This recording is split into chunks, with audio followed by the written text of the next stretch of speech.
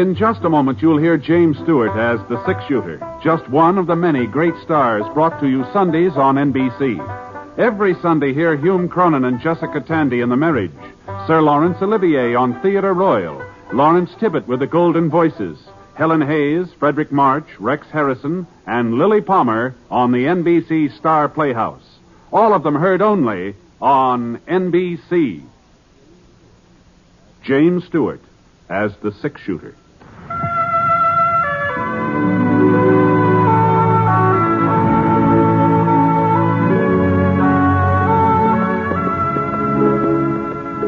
The man in the saddle is angular and long-legged.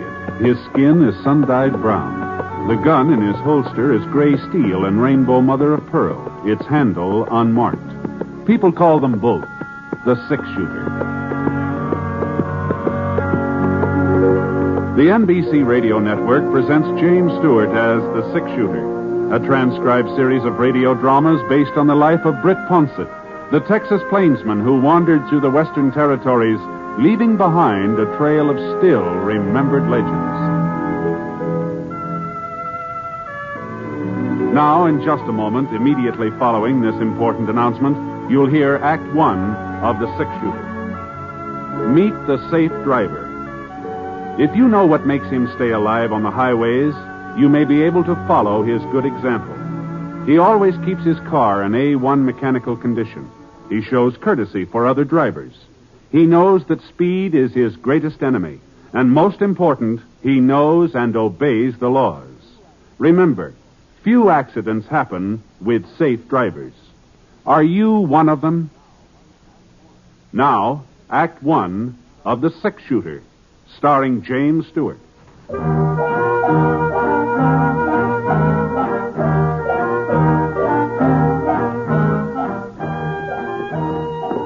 I hadn't seen Mary and Dan for pretty near 3 years, not since I left the Panhandle. So I figured as long as I was riding up through the Platte River country, I might as well swing out of my way a piece and look in on them. You know, we'd been real good friends for a long time. It was kind of like going home. And the closer I got, the more I kept thinking back, remembering, kind of daydreaming. You know, riding across prairie flat sort of does that to you.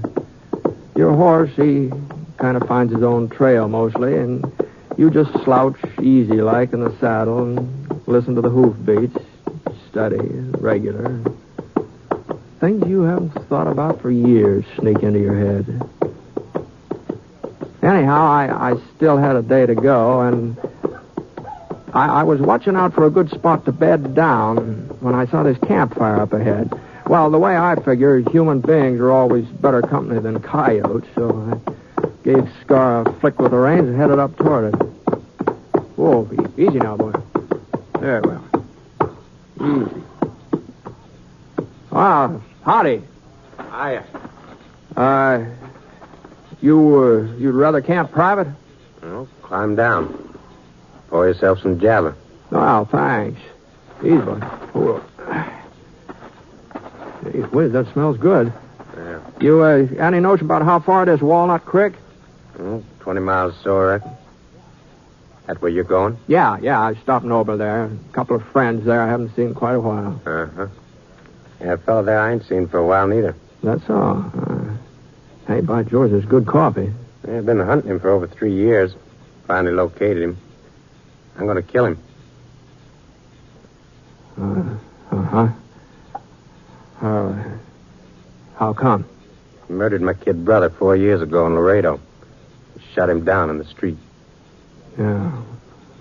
Well, another killing won't bring him back. Oh, nothing will bring him back. After I killed Dan Mailer, nothing will bring him back neither. Dan Mailer? That's right, Ponset. Huh?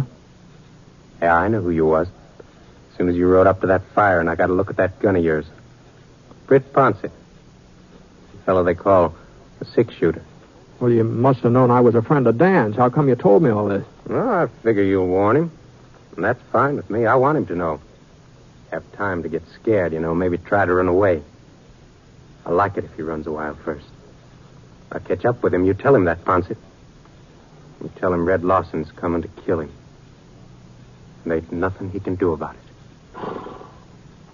Well, thanks for the coffee. Easy, boy.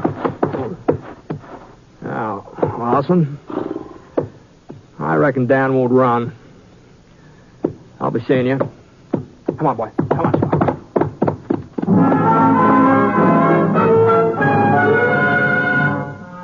That's the trouble with the past. There wasn't only good things in it. It got some bad ones, too. And one of the bad ones was reaching out for Dan and Mary. I didn't know this fellow Lawson. I didn't know what he was talking about, but I did know Dan. And I knew if he'd killed somebody back there in Texas, it hadn't been murder.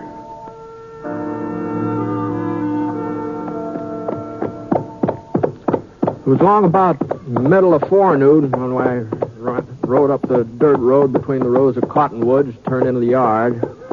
Old hound dog came charging around the side of the house, sounding a lot meaner than he looked. Whoa, boy. Whoa, Scar. Here now. Now quit it. Yeah, you don't want to bite anybody. Nice fella. Go on, tell him you got company. Go on, boy. Go on. Go on. The place had a good feel to it. Quiet, peaceful. And then I remembered Lawson. Britt Ponset. Britt. Oh, I just can't believe. Hiya, Mary. Gee, it's been a long time, hasn't it? Dan, come on up and see who's here. Hurry. He's been working in the barn fixing up one of the plows. How are you? Hey, you haven't changed a bit, Mary, unless you're a little prettier than her. Oh, you're Are What? Hi, Dan. Son of a gun. Oh, you stayed away too long. Well, things came up, Dan. You know how it is. Yeah. You're sure looking good, both of Oh, you. feeling good, too. Settling down is what does it, Britt. Yeah, she took a good saddle man and turned him into a poor plowman. What do you think of that? That's not true, Dan. We've got the best stand of corn west of the Omaha. What's really great, though, Britt, is peace. Peace. No more gunfighting, or range wars. Never knowing whether Dan would come home sitting up in his saddle or tied onto it. That's all in the past now. Why, Dan doesn't even wear a gun anymore. And that's the way I want it, Britt. It's the kind of life I want from... Oh, have we got a surprise for you? Oh, well, you know, I kind of hard to surprise, you know. You remember? That's what you think. Come on inside. Now, don't you tell him, Dan. Oh, you'll see, Britt. Let's see. What, could one of those newfangled player pianos, is that it? Oh, no, a piano. That's the most ridiculous guess I ever heard of. Well, it sure couldn't be anything that Look. Hmm? Well, I'll be darned. I'll be doggone. It's a baby. Well, which kind is it, Mary? Not it. Hmm? He. Oh. That's young Britt. He'll be a year and a half old next month. That name was Mary's idea, Britt. I sure wouldn't have wished it on him. Well, I'll be doggone. Oh, he's all upset. Hasn't had his nap out. Britt, you'll have to look him over later. You and Dan go on outside now and let me quiet him down. Oh, sure, Mary. I can't have my namesake all upset. Are you hungry, Britt? Oh, I'm always hungry. You know that, Mary. Good. Got some buttermilk cornbread in the oven. Be ready in a minute. You know, Britt, Mary is right. This is a good life. I never thought I'd settle down and like it, but I sure have done it. Yeah, Dan. I guess Mary can't hear us out here, can she? No, she can't hear us. Why, what's the matter, Britt? I met a fellow on the trail last night, Dan. Name's Red Lawson. Lawson. Says you shot his brother in Laredo about 4 years ago. Lawson. Kurt Lawson. Yep. Yeah, I did, Britt. He was one of the Bracken gang, that bunch of rustlers that pulled an ambush on me when I was working for the Circle J ranch. Well, I guess I better dig out the shooting irons and go after him. No, wait a minute, Dan. Wait, nothing. He's probably holed up in town. The odds will be better if I go after him instead of waiting for him to come to me. Yeah, but what about Mary? Well, that's just it. If I catch him in town, it'll keep him from coming out here. What about her, Britt? What do you mean? Well, she's happy now, Dan. She figures this kind of thing was all over and done with. Well, she'll sure find out different if he comes out here gunning for me. Well, maybe he won't, though. Maybe... Dan, maybe I can do something. Britt, I've always fought my own battles. But you've got Mary now. You've got the baby. And you're a lot faster with a gun than I am. Is that what you're trying to say? No, Dan. There are just other answers besides killing, that's all. Or maybe we can find one. Anyway, we can try, can't we?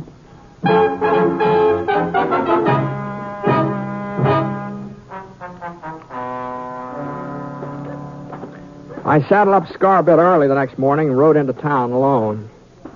Figured I'd have a talk with the sheriff. After all, this was his job when you come right down to it.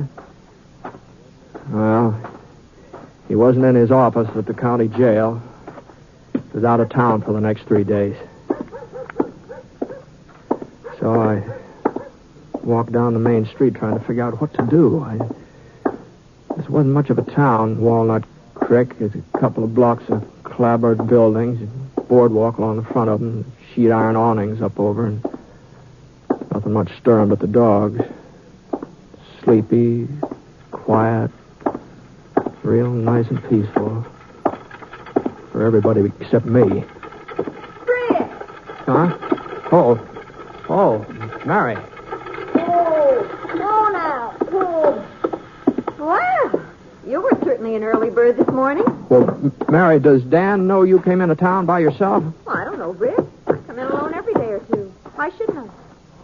Something wrong, Britt? No, I just wondered, that's all. Actually, I think he was too busy to notice I'd left.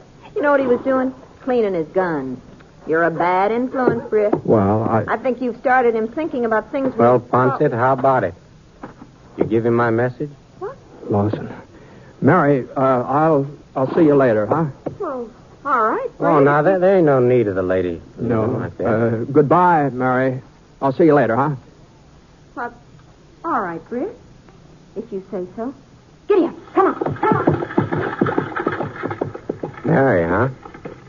Dan's wife, maybe. I hear he's got a kid, too. Yeah, maybe you hear too much, Lawson. And talk too much, too. Maybe you don't ride enough. Well, I'll ride when I'm through here. When I get even. Yeah, but Dan told me about that. Your brother tried to ambush him. He was in with that Bracken gang. That don't make no difference to me. He was my brother. Dan Mailer was in my place. He might feel the same way. Maybe I'll give him a chance to feel the same way. Now that I know he's got a wife, a kid. Now, Lawson, if you touch Mary... Yeah, I know. I know all that. But once I've done what I come here to do, I don't care what happens afterwards. You, Dan Mailer, can make no move until I do. You see how it stacks up, Ponset? I got all the cars. He turned his back and he walked off down the street, and I stood there watching him go, knowing he was right. He did have all the cards. There was only one thing in the world he wanted: revenge. And he didn't care what it cost to get it, even his life. Dan and I couldn't move first, and afterwards it'd be too late.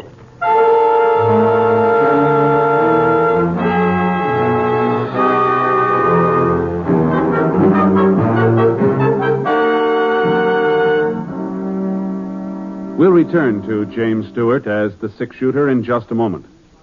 When it's entertainment you're after, you'll find the very best on this station of the NBC radio network. Thursday night, for example, you'll hear Robert Young, Roy Rogers, Ralph Edwards, and Eddie Cantor, each with a great program for your listening pleasure. Robert Young on Father Knows Best, a program based on the assumption that the man of the family can put one over on the wife and youngsters. And Truth or Consequences with Ralph Edwards. When Ralph sends a contestant off on a consequence, it usually ends up as one of radio's funniest stunts. And if you like Western songs and adventures, you'll find none better than the ones you hear on the Roy Rogers Show. Then, to top it all off, hear the little-known stories of show business that Eddie Cantor tells on Show Business Show each Thursday on the NBC Radio Network.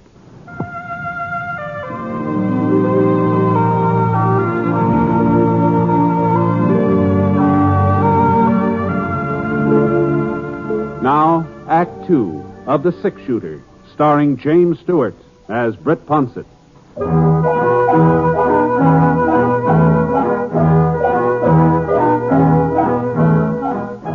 I found Mary finally at the general store, and I stayed with her while she bought some things, and we headed back for the farm. Just like a woman, she was curious about the fellow I'd stopped to talk with, wondered why I hadn't introduced her. I had a real hard time stalling her off, but I managed to. With Dan, it was different.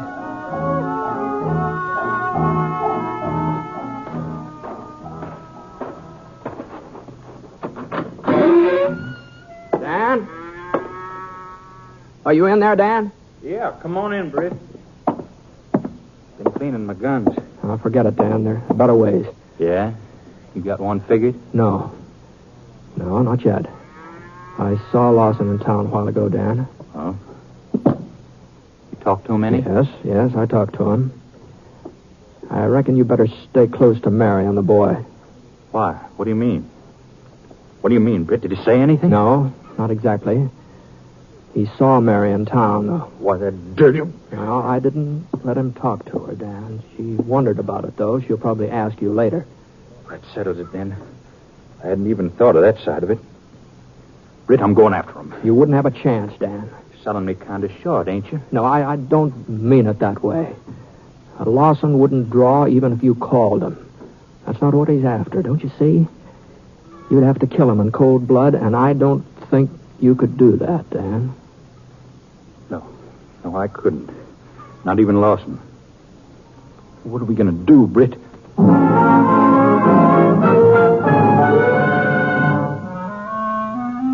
We waited and watched. The day passed, no sign of Lawson. Nothing happened. But instead of feeling easier, we just got more keyed up. Mary didn't seem to catch on anything was wrong.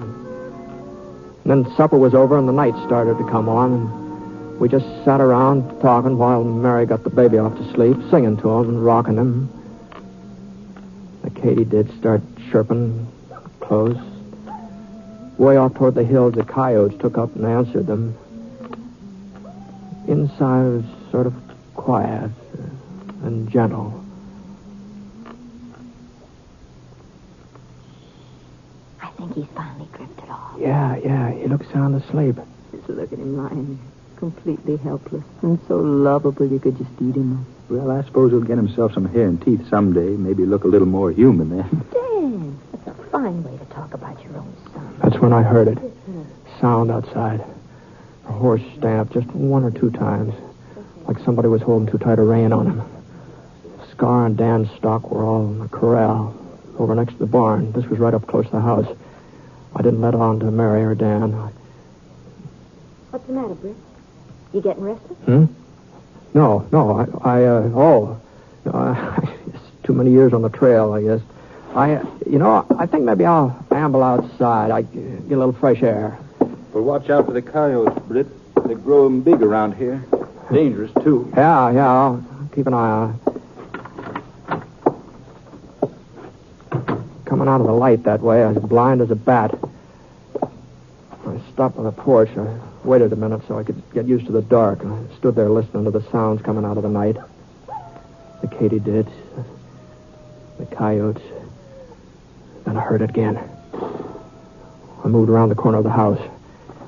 It was all quiet. No sign of anybody.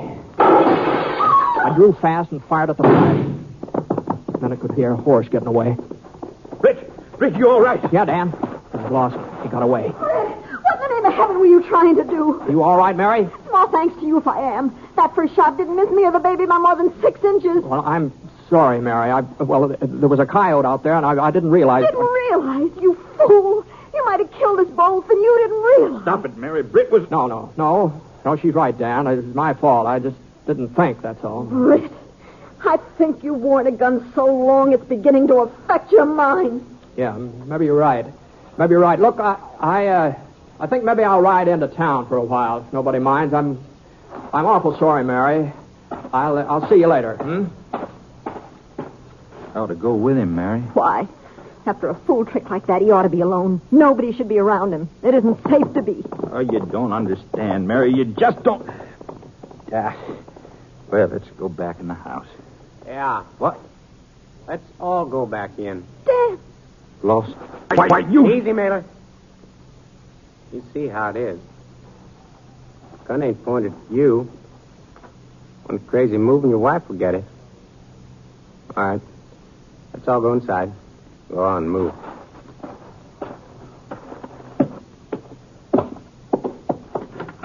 Well, a nice place. Yes, sir. Real nice place. Got a storeroom over there? Mailer. Yeah. All right. Get inside, both of you. I said get inside. Come on, Mary. Ah. I'd have to hold you? Huh?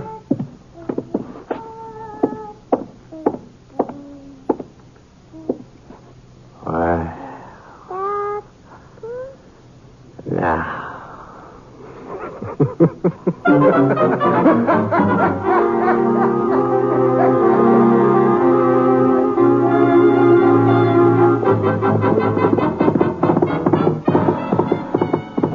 Much of a start on me to catch up to him. After a while, I stopped. Close car. Whoa, boy. Hold up here. Oh. I could hear him up front. I could hear him. I've heard a lot of horses on the trail. Enough of them to know that this one had an empty saddle on him. I read Lawson hadn't left that farm at all. Come on, boy.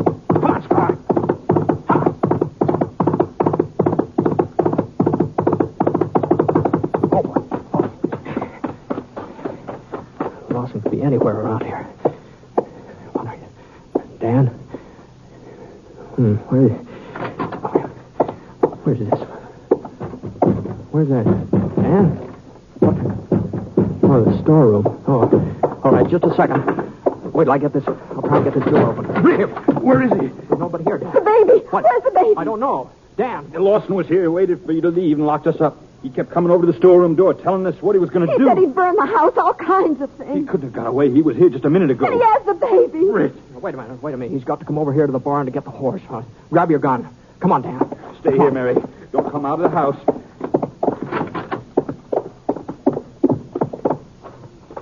He's got the baby.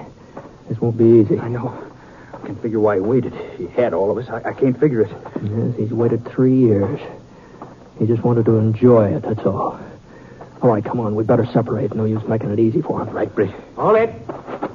Right where you are. The moon came out from behind the cloud. I could see him now standing right in the barn door, right in the open, like he wasn't afraid of anything.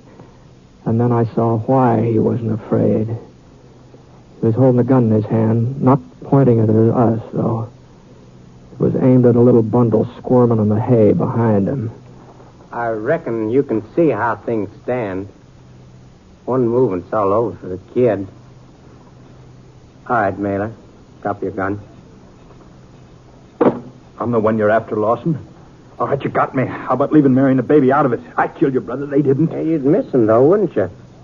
I guess you'd miss him real bad. Why, you... Hey. Careful, Mailer. Dan just stood there, helpless. Hands up in the air.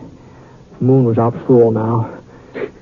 I knew I could get a clear sight on Lawson, but I didn't dare to draw on fire. He'd still have time to jerk that trigger. The gun muzzle was about 3 inches from the baby's head. All right, Ponset. Move on over next to Mailer. I want you both where I can see you. Go on, move. I walked over and stood beside Dan. 4 years, Mailer. 4 years I've been dreaming about this. Now it's even better than I thought. I didn't know you'd have a family. I didn't know I'd get the 6-shooter along with you. It's our fight, Lawson. Why don't you leave the rest of them out of it? I had a brother once. 4 for 1 makes a pretty fair payoff. I kept watching his gun. It was the only chance. If it swerved for 1 second, I'd make a play, but it didn't swerve. And the time was running out. And then I caught something from the corner of my eye, just the bare flicker of it. It was over at the side of the house. It was Mary. I made my draw. Lawson! Here! Why, you... You dropped him, Britt. Now, make sure, Dan. I know, we've got to make sure. Oh.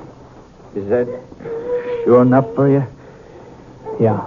Dan, the baby. Is he all right? Yeah, he's all right, Mary. Oh, thank heaven. Mary, if anybody had told me that you could do what you just did, Here now. I don't Come to Mother.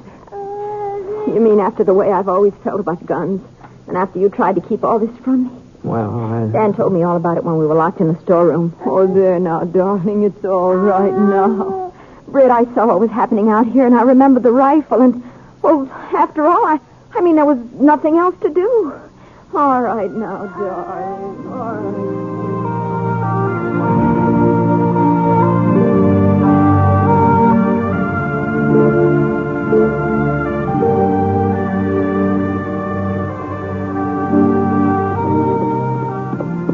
About 3 days later, I said goodbye. But I knew I'd be coming back that way someday. Dan and Mary aren't just the kind of friends a man forgets. Dan is a tough cowpoke from the range country, all settled down and liking it. And that Mary, she was gentle and sweet and firing at a killer to save her baby's life. And that baby, naming him Britt the way they done, that gives you kind of a funny feeling having a baby named after you. Kind of a good feeling. I figured I'd probably be telling the boys all about that when I got to Wyoming.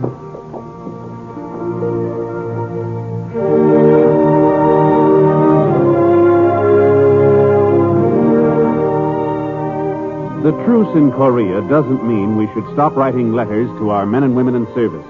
Mail from home is just as important now as it ever was. In some respects, it's even more important. The action, the strain, the anxieties of war can keep a soldier's mind occupied. But when the letdown comes, the time to relax, that's when morale needs a shot in the arm. Your soldier knows the shooting is over. He's done his big job, and now he wants to get home. But unfortunately, there's still a lot to keep him for a while. So don't let him down. Help keep up his morale. Write that letter today.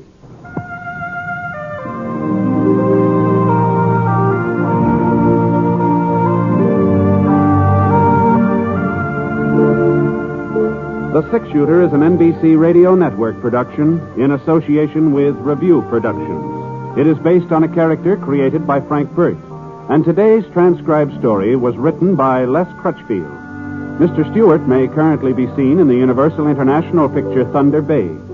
Others in the cast were Shirley Mitchell, Leon Ledoux, Paul Richards, and Barney Phillips. Special music for this program was by Basil Adlam, and the entire production is under the direction of Jack Johnstone. All characters and incidents were fictitious, and any resemblance to actual characters or incidents is purely coincidental. Hal Gibney speaking.